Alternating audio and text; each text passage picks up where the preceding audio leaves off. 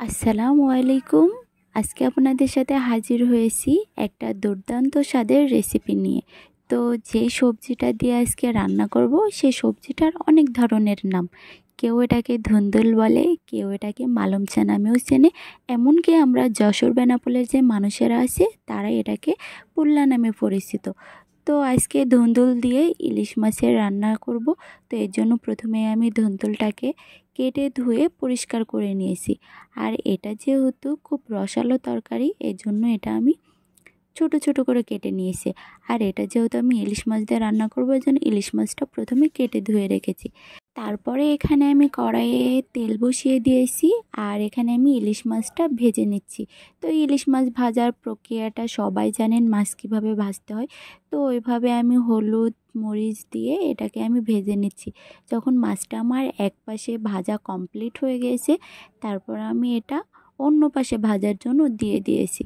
তো আপনারা যে যেভাবে ভেজে খেতে ইচ্ছা আর কি। তারপরে মাছ ভাজা হয়ে গেলে উঠিয়ে রেখেছি। এরপরে আমি সেই মাছ ভাজা তেলের ভিতরেই পেঁয়াজ কুচি দিয়েছি।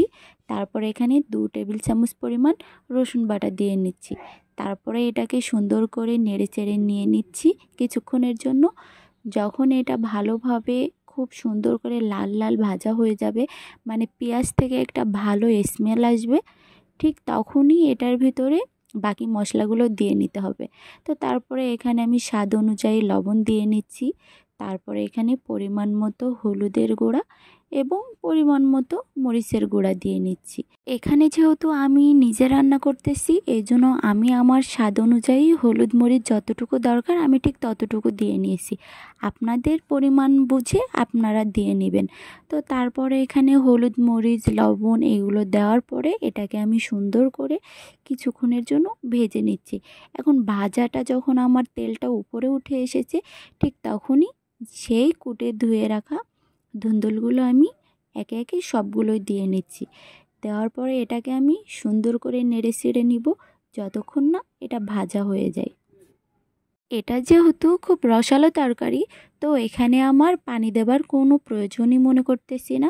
এটাকে শুধুমাত্র ভালোভাবে একটু নেড়ে চেড়ে নিয়ে ঢাকনা দিয়ে ঢাকলেই দেখবেন এটা থেকে নিচ থেকেই পানি উঠতেছে। এর জন্য এখানে আমি একটু পরপরই নেড়ে চেড়ে নিচ্ছি যাতে এটা খুব ভালোভাবে ভাজা ভাজা হয়। আর এই তরকারি যেহেতু পানসা এবং রসালো, এর জন্য এটা যাতে খুব ভালোভাবে মশলাটায় মিক্স হয়, এই জন্য আমি বারবার একটু পরপর নেড়ে ছেড়ে দিচ্ছিলাম। তারপরে এখানে আমি 2 মিনিটের জন্য পানি ছাড়াই ঢাকনা দিয়ে ঢেকে রাখছি। তো এখানে 2 মিনিট হয়ে গেলে এই দেখুন এটা থেকে এমনিতেই পানি বের হচ্ছে। এই জন্য এটাতে আমার এক্সট্রা কোনো পানি দেবার প্রয়োজনই মনে করতেছি না। আর আপনারা যদি এটার ভিতরে আলু দিয়ে রান্না করেন, তাহলে অবশ্যই সামান্য পরিমাণ পানি দিয়ে নেবেন। তাহলে আলুটাও ভালোভাবে সিদ্ধ হবে এবং ধুন্দুলটাও ভালোভাবে সিদ্ধ হবে। তো আমার এখানে যেহেতু আলু নাই, এই জন্য ধুন্দুলটাতে আমি বেশি পানি দেই নাই। এরপর আমি আবার 2 মিনিটের জন্য এটাকে আমি জাল করে নিচ্ছি। আর জাল করে নেবার পরে দেখুন এটা একেবারেই কষা হয়ে গিয়েছে। তো এই জন্য এটা আমি আবার ভালোভাবে নেড়ে চেড়ে নিচ্ছি। তো এটাতে দেখুন এক্সট্রা কোনো পানি দেওয়ারই প্রয়োজন মনে করতেছি না। আপনাদের ক্ষেত্রে যদি এই তরকারি রান্না করতে গেলে কারোর কষানোর আগে পানি দেওয়ার প্রয়োজন মনে হয়, তাহলে আপনারা অবশ্যই দিয়ে নেবেন। আমার ক্ষেত্রে লাগতেছে না দেখে আমি এটা বললাম। আপনাদের ক্ষেত্রে লাগলে আপনারা অবশ্যই সামান্য পরিমাণ দিয়ে নেবেন।